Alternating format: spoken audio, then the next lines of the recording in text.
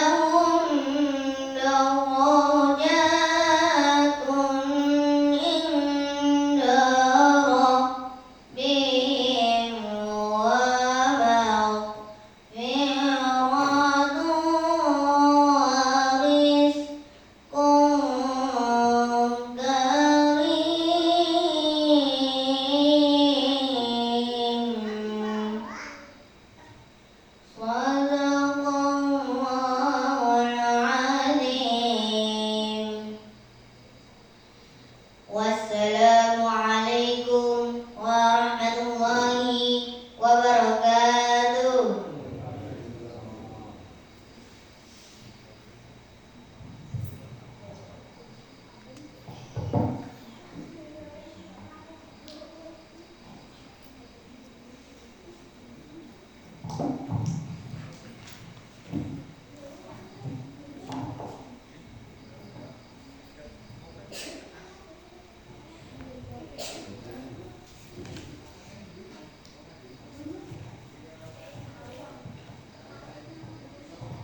Bismillah, assalamualaikum warahmatullahi wabarakatuh.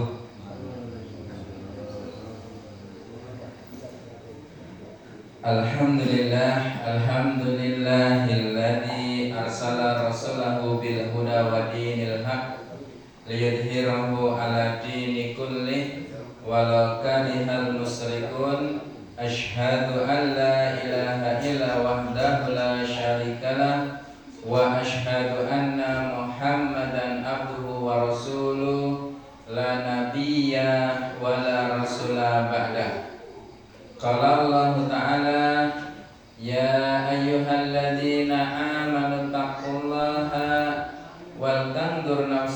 qadamat ligat wattaqullah innallaha khabirum bima ta'malun. Wa qala Rasulullah sallallahu alaihi wasallam kullu nasi ya'du fa ba'yu nafsahu fa mudrikuha aw mu'tikuha. Ikhwani fiddin, jamaah kajian malam Senin yang dirahmati Allah, insyaallah alhamdulillah atas rahmat, nikmat, karunia Allah Subhanahu wa taala, yang mana karunia nikmat yang Allah Subhanahu wa taala anugerahkan kepada kita begitu banyak, begitu tak terhitung. Maka karena saking banyaknya, saking tak terhitungnya, maka Allah Subhanahu wa taala sendiri memerintahkan kepada kita sebagai hambanya yang mendapatkan nikmat, diperintahkan supaya untuk tidak menghitungnya. Karena kalau kita mau menghitung nikmat Allah Subhanahu wa taala, kita tidak akan bisa. Yang mana perumpamannya apa? Seluruh pohon, seluruh batang pohon dijadikan pulpen, kemudian seluruh air di lautan dijadikan tinta, dicelup, ditulis untuk menulis nikmat, maka tidak akan bisa menulis nikmat dari Allah Subhanahu wa taala. Kemudian apa yang Allah Subhanahu wa taala perintahkan? Kita diperintahkan untuk mensyukuri nikmat tersebut. Wujud syukurnya apa? Melaksanakan perintah-perintah Allah, menjauhi larangan-larangan Allah Subhanahu wa taala. Dan alhamdulillah, wujud nikmat itu salah satunya kita wujudkan dengan menghadiri majelis-majelis dzikir, majelis-majelis ilmu, yang mana Rasulullah SAW memberikan kabar gembira dalam hadisnya, man salaka thariqan yaltamisu bihi ilma sahalallahu lahu thariqan ilal jannah. Barang siapa yang dengan nikmatnya, tambahan dari saya ya, dengan nikmat dari Allah Subhanahu wa taala, nikmat sehat, nikmat iman, kemudian menghadiri majelis ilmu dengan susah payah, entah hati yang berat karena ada kepentingan atau memang betul-betul ada kesulitan menghadirinya, kemudian memaksakan diri, maka Allah akan memberikan kemudahan jalan, memberikan petunjuk, memberikan hidayah untuk nanti mendapatkan surganya Allah Subhanahu wa taala, yang mana surga itu merupakan harapan semua manusia untuk mendapatkannya. Coba tanya seluruh agama apapun, ketika ditanya maka mereka mempunyai keyakinan akan mendapatkan surga sesuai dengan amalan mereka, sesuai dengan keyakinan mereka. Salawat dan salam semoga tetap tercurah kepada Nabi kita, uswah kita, tauladan kita, Nabi Agung Muhammad sallallahu alaihi wasallam, kepada keluarga beliau, kepada sahabat-sahabat beliau, dan juga kepada hamba-hamba yang istiqomah di jalan beliau sampai hari kiamat. Bani Fidin, jamaah pengajian malam Senin yang dirahmati Allah, malam hari ini kita masih pada pasal hal-hal yang mencelakakan ya, hal-hal yang mencelakai. Yang malam hari ini kita masuk kepada celaan terhadap takabur dan ujub. Nah, sebelum kita masuk ke sana atau pembahasan pertama, kita mengacu kepada pengertiannya dulu. Kemudian disebutkan bahwasanya secara etimologi, kalau di buku ini nggak ada ya, ini saya cari tadi ya. Secara etimologi, ujub berasal dari kata ajabah. Kalau kita belajar bahasa Arab biasanya awalnya pasti fathah semua ya. Misal kabir pasti berasal dari kata kabaro. Pokoknya banyak bahasa seperti itulah misalkan ya. Jadi berasal dari kata ajabah. Ujub berasal dari kata ajabah yang artinya apa? Kagum atau terheran-heran. atau takjub, yang maknanya berarti kagum pada diri sendiri. Ini secara bahasa. Sedangkan takabur artinya sombong. Kalau awal bahasanya tentunya kabaro ya. Sombong atau berusaha menampakkan keagungan diri. Kalau dalam lisanul Arab bahwasanya at-takabur atau istikbar maknanya sombong atau kiber ya. Ini secara bahasa. Jadi secara bahasa ujub itu kagum terhadap diri sendiri.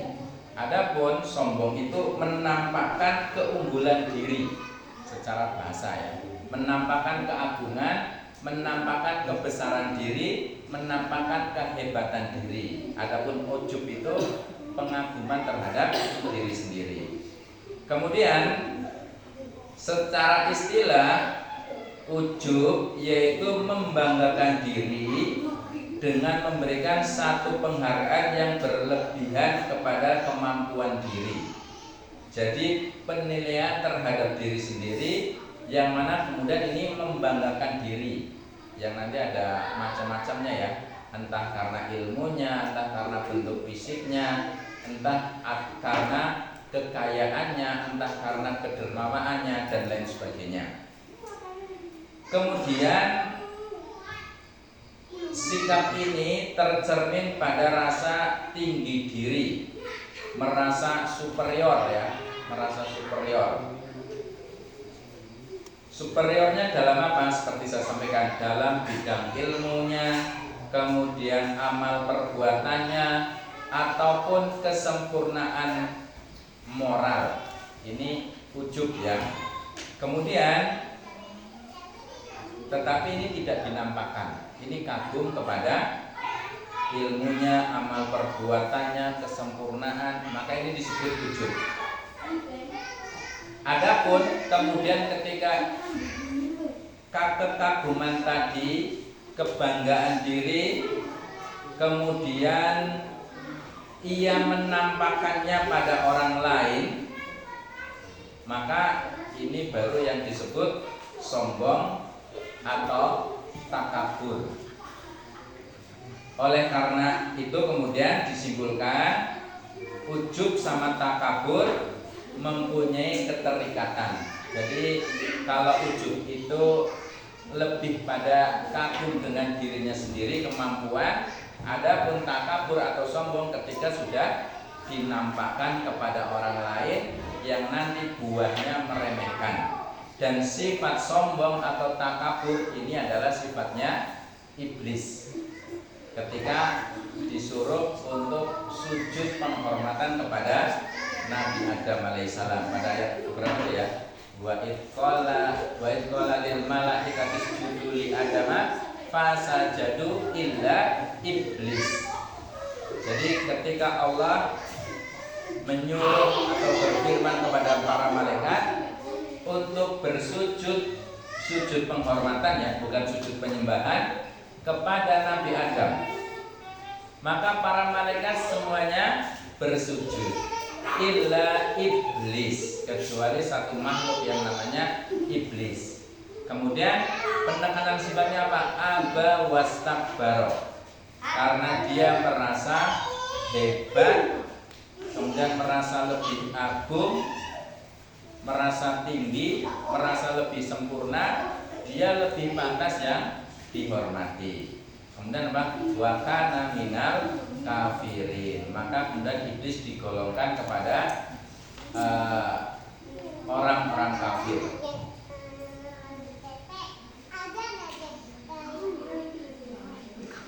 Kemudian di sini disebutkan lalu apa beda ujub dan takabur. Nah, di sini Al-Mawardi mengatakan al-kibru atau sombong itu terkait dengan kedudukan, sedangkan ujub terkait dengan kelebihan. Jadi kalau kiber itu kedudukan, merasa lebih hebat, sedangkan kalau ujub menganggap dirinya ini banyak kelebihan dibandingkan orang lain. Kemudian pendapat lain yang mengatakan bahwasanya kiber ini akhlak batin yang darinya muncul banyak perbuatan. Yang dimaksud melihat diri sendiri lebih tinggi daripada orang lain.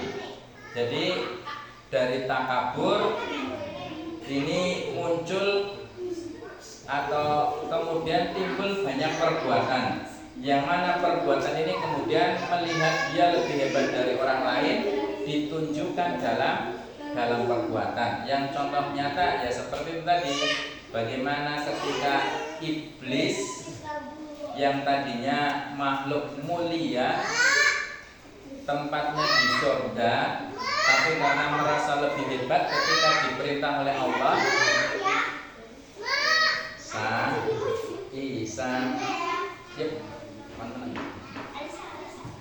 jadi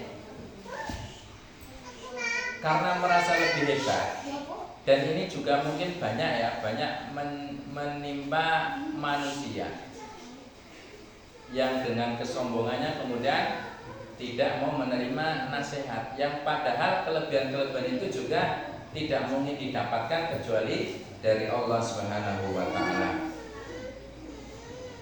Sedangkan ujub terjadi juga walaupun tidak ada pembandingan dengan orang lain. Jadi seorang yang memiliki melihat dirinya lebih tinggi dari orang lain karena ia merasa bangga, berlebihan, gembira dan puas terhadap apa yang diyakininya, apa yang dimilikinya. Jadi ujub itu lebih pada kagum yang belum dinampakkan, belum ada konsekuensi dengan orang lain. Adapun kiber sudah dinampakkan oleh orang lain, bahkan peremehan. Kalau turunannya iblis kan selanjutnya bagaimana Fir'aun gitu ya, bagaimana musuh-musuh para nabi, misalkan Namrud dan sebagainya, yang menampakkan kesombongan karena kelebihan yang diberikan oleh Allah Subhanahu wa taala. Pembangkangan bagaimana pada kaum Nabi Soleh ya, yang sudah mendapatkan nikmat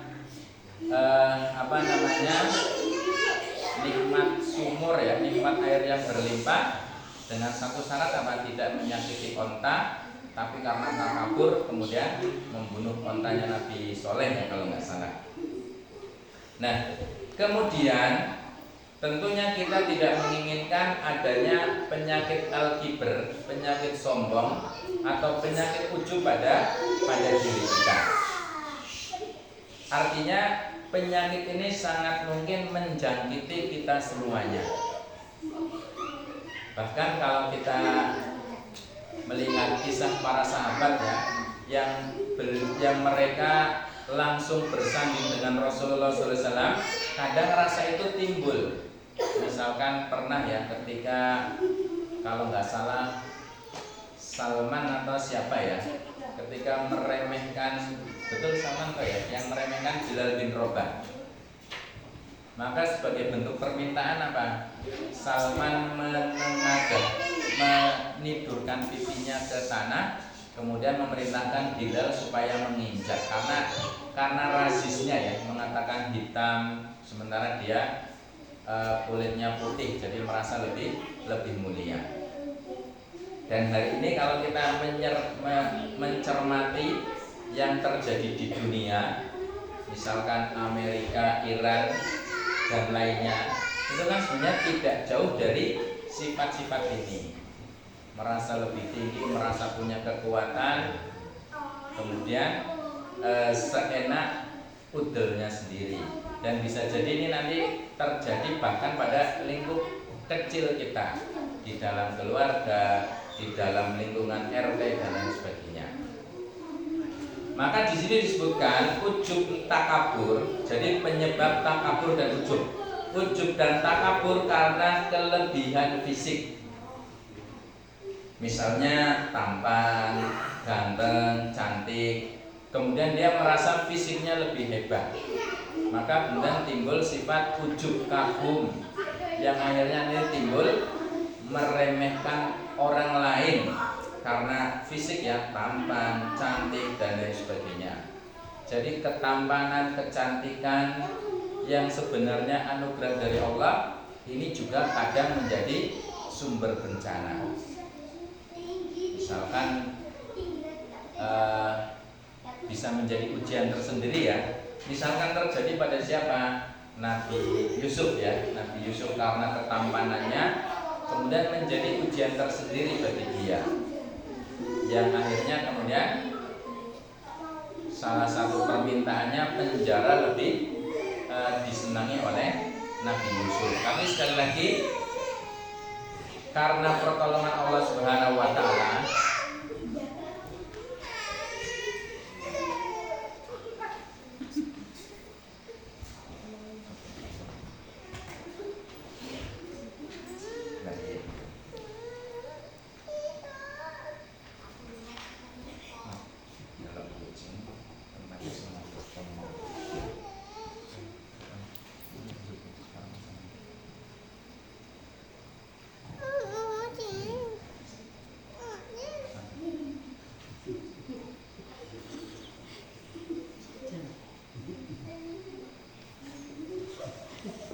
mungkin juga di sini ada tambahan, mungkin juga karena suara yang merdu. Ini juga bisa menjadi sumber bencana. Ya, kita ngasih contoh sing gampang-gampang saja lah ya. Sing mungkin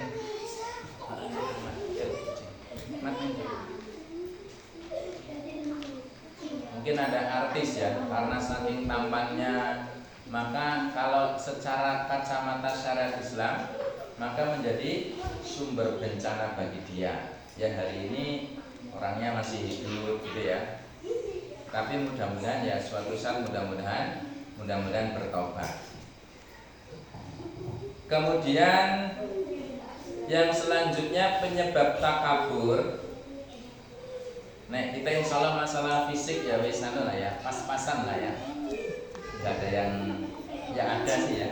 Semuanya insya Allah kita memiliki kelebihan masing-masing. Kita ini orang-orang yang tampan, orang-orang yang ganteng, minimal di pasangan kita masing-masing tidak ada duanya. Kemudian yang selanjutnya apa? Ujub dan takabur karena kekuatan fisiknya, sehingga kemudian dia meremehkan orang lain. Dan ini juga sangat mungkin terjadi pada orang beriman juga. Kalau orang yang tidak beriman, kita sudah jelas ya bagaimana kalau ada perang apa namanya? Jalut ya. Yang lawan Nabi Daud itu siapa? Sing tewasnya pakai ketapel. Kan musiknya gede banget kan? Talut ya. Nah, talut. Misalkan seperti itu kan karena fisiknya, karena kekuatannya, tetapi mudah bagi Allah kemudian hanya dengan jalut ya, sing bunuh talut ya, panglimanya terus Nabi Daud, berarti jalut sing raksasa, pemimpinnya orang berimannya talut. Lagi pokoknya. Atau ketika kekuatan fisik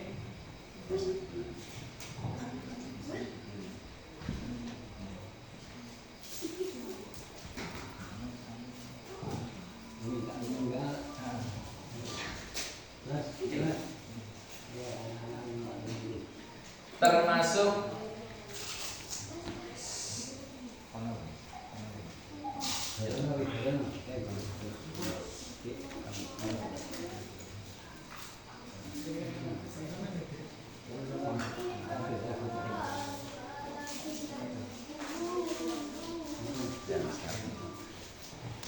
atau mungkin ini juga pernah jadi kekuatan itu bisa juga karena jumlah. Bagaimana terjadi ketika kaum muslimin itu merasa unggul pada perang Uhud ya. Pada perang Uhud. Nah, benar menang ya. Menang jumlah banyak, akhirnya kemudian merasa tinggi, dan ini kemudian langsung Allah Subhanahu wa taala tegur ya. Allah Subhanahu wa taala langsung tegur, yang kemudian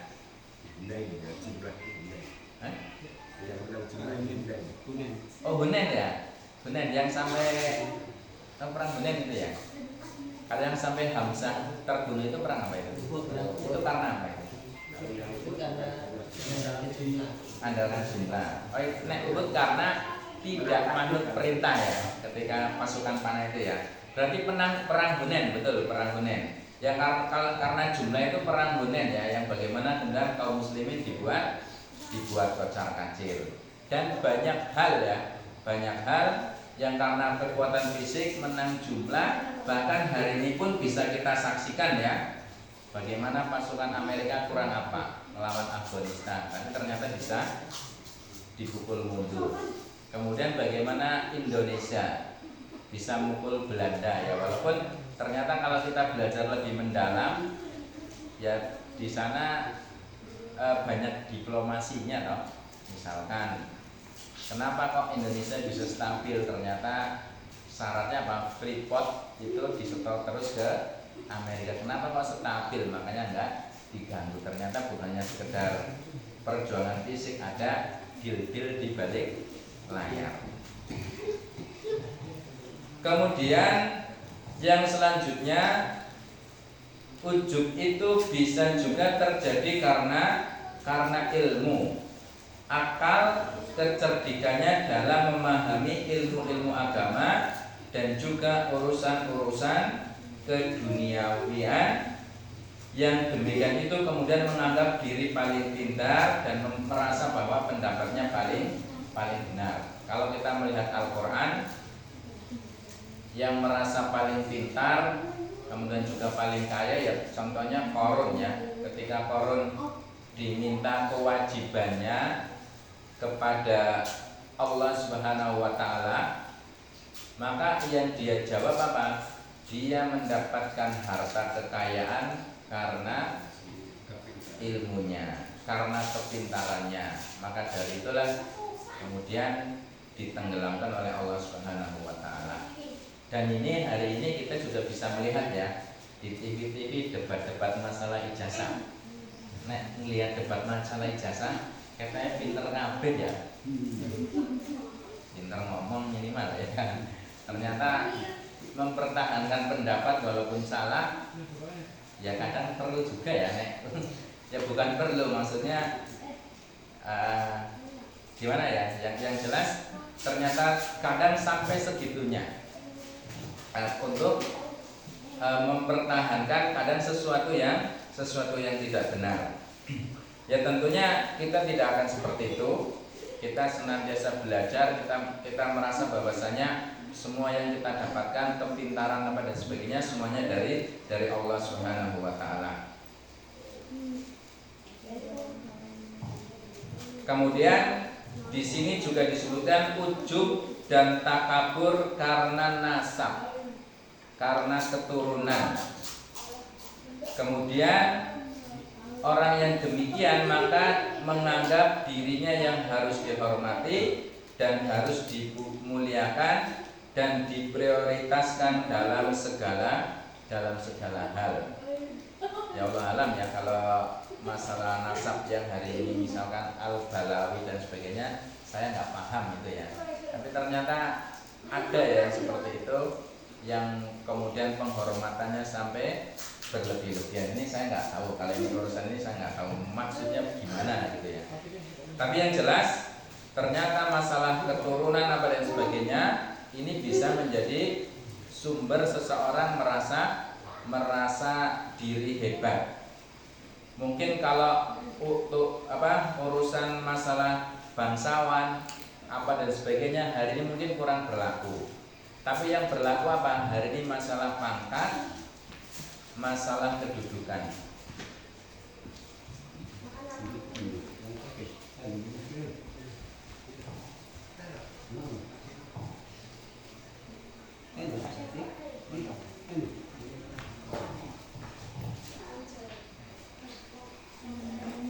Yang hari ini mungkin terjadi masalah pangkat dan kedudukan.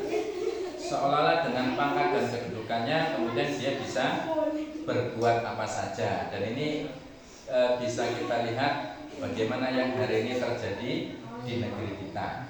Karena pangkat, karena kedudukan, baik kedudukan dirinya, orang tuanya, ataupun kroni-kroninya sehingga kemudian dia berbuat seenaknya sendiri.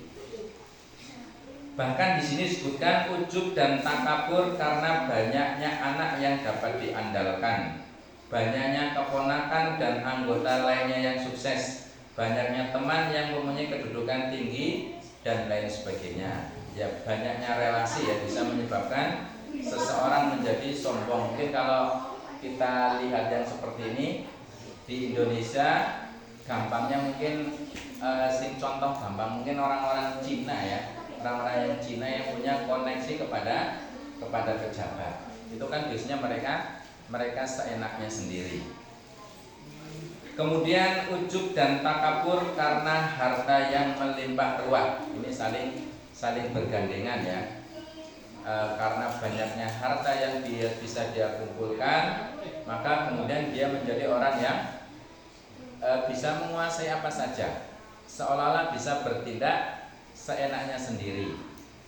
Dan kalau bicara seperti ini sebenarnya bukan hanya kita berbicara pada kasus yang tinggi. Maksudnya kalau hari ini kan kalau kita melihat negara kita tanpa menyebut merek ya, ada orang yang banyak disebut dengan berbagai kasus, tapi karena dia punya relasi, punya uang dan lain sebagainya, sehingga banyak penyebutan ini kemudian tidak menyebabkan dia kemudian diperiksa. Dan ini sangat mungkin bahkan sampai ke level kita, tingkat RT, RW, tingkat kelurahan ya. Ini juga sangat mungkin karena merasa dekengannya kuat, walaupun pada tingkat kelurahan kemudian bisa berbuat seenaknya sendiri. Misalkan pada pemilihan plakat itu misal. Ya mudah-mudahan enggak sih, tapi kayaknya iya deh. Kemudian bahaya ujub ataupun takabur. Sebenarnya ada sebuah ayat ya, ada hadis riwayat Muslim. Rasulullah SAW bersabda, la yadkhulul jannah man kana fi qalbihi misqala dzarratin minal kibr. Tidak akan masuk surga orang yang di dalam hatinya ada takabur sekalipun hanya sebesar biji dzarrah. Ini mengingatkan kita bahwasanya dalam beramal kita senantiasa memperbaiki di awal, di akhir, di awal, di tengah maupun di akhir. Supaya apa? Senantiasa ketika beramal niatnya lillahi ta'ala. Karena dalam beramal terkadang kita merasa paling berperan, kita mungkin juga terjadi karena pendapat kita, karena kepintaran kita dan lain sebagainya. Maka dalam beramal, misal ini beramal soleh ya, kalau dalam beramal ibadah ya sama ya, kadang ada perasaan hadir, perasaan ujub. Makanya dalam hadis itu disebutkan hampir-hampir semua orang itu akan masuk neraka. Ya bisa jadi salah satunya karena ini, ada perasaan ujub, ada perasaan kibir, sehingga perlu dibersihkan. Maka kalau tidak ada kemaha ampunan Allah Subhanahu wa taala, hampir-hampir mungkin kita tidak akan lolos dari sini. Kemudian bagaimana menghindari sifat takabur? Ini saya cukupkan. Untuk menghindari sifat takabur, saya bacakan sebuah hadis ya, sebuah hadis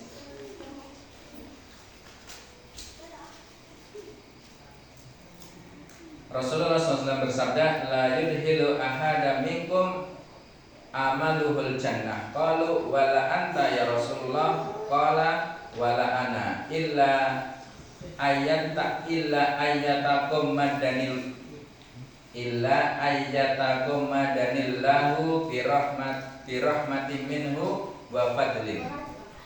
Rasulullah SAW bersabda, sekali-kali amal salah seorang di antara kalian tidak bisa memasukkannya ke surga. Mereka bertanya, tidak pula engkau wahai Rasulullah? Beliau menjawab, tidak pula aku, kecuali jika Allah melimpahiku dengan rahmat dan karunia dari Allah Subhanahu wa taala. Jadi berdasarkan hadis ini bagaimana cara menghindari sikap ujub, sikap takabur. Bahwasanya Allah Subhanahu wa taala memerintahkan kita untuk senantiasa beramal dan tidak mungkin kita terhindar dari perasaan merasa lebih, merasa punya kemampuan, tetapi kita perlu meyakini bahwasanya yang akan menghantarkan kita untuk masuk surga bukan karena amal kita, bukan karena ibadah kita, tetapi karena apa? Karena rahmat dari Allah Subhanahu wa taala. Karena terkadang amal yang paling tinggi sekalipun, sebagaimana kita pahami tentang hadis tiga orang yang pertama kali dilempar ke dalam neraka, yaitu orang yang punya banyak harta, kemudian dia senantiasa berderma, kemudian punya ilmu, senantiasa mengajarkan, kemudian punya kemampuan tentang Al-Quran, punya bacaan yang bagus, suara yang bagus, tetapi kemudian ternyata di dalam beramal niatnya bukan karena Allah Subhanahu wa taala. Karena apa?